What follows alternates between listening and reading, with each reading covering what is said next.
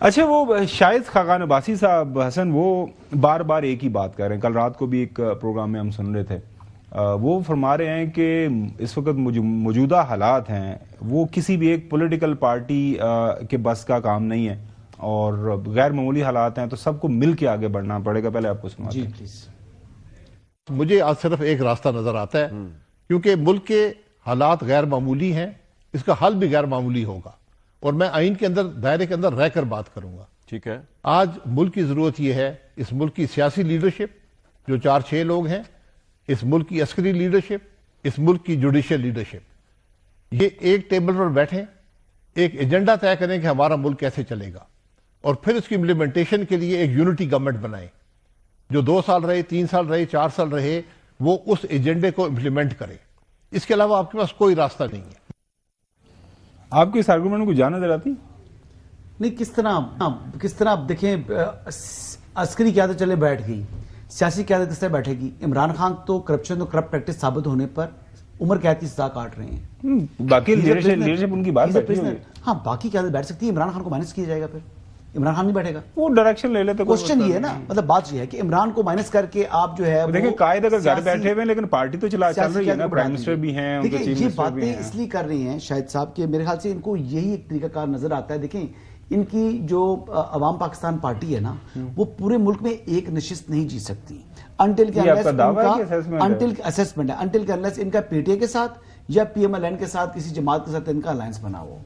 ٹھیک ہے، ورنہ ان کی اپنی ایک کانسٹیٹوئنسی بھی یہ نہیں ان کے پاس موجود نہیں ہے. رہا سوال پہلے جو آپ بات کر رہے تھے کہ مطلب اس لیے یہ اس قسم کی باتیں کر رہے ہیں کہ اس طرح کے وہ ان کو حکومت میں آ سکتے ہیں، ادروائز تو ان کے لیے صرف الیکشن میں ہار ہی ہے. رہا سوال جو پہلے لوگوں کی آپ نے بات کر رہے تھے، ندیم افضل چند صاحب کی بات میں کرنا چاہوں گا. دیکھیں چند صاحب آج کل دل جلے ہیں، ان کا دل جلا ہوا ہے. وہ بھرت بردرز جو ہیں وہ وزارتوں کے حکومت کے مزے لے رہے ہیں. پہلے تو ہمیشہ یہ وزیر بنتے تھے اور وہ بیچارے ان کے مخالف ہوتے تھے. اس مرتبہ بھرت جو ہے وہ they are having basically power, اور پاور ایسی ویسی نہیں، مرکز میں اور پنجاب دونوں میں، اور بالکل انہوں نے جو ہے نا چیزوں کو اپنے گرفت میں رکھے ہوئے ہیں. تو ان کے لیے تو برے دن چل رہے ہیں.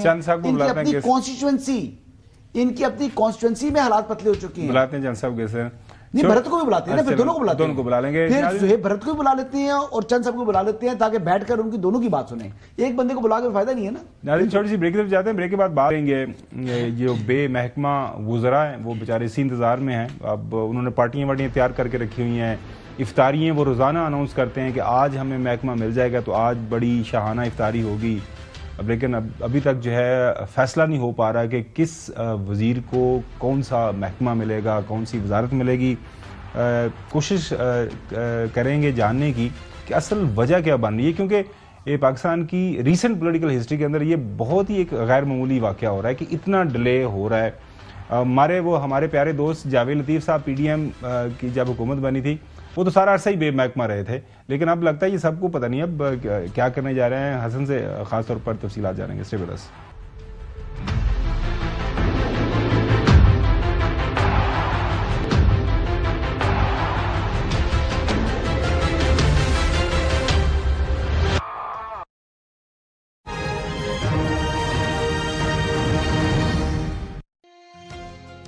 Savor the spirit of Ramzan with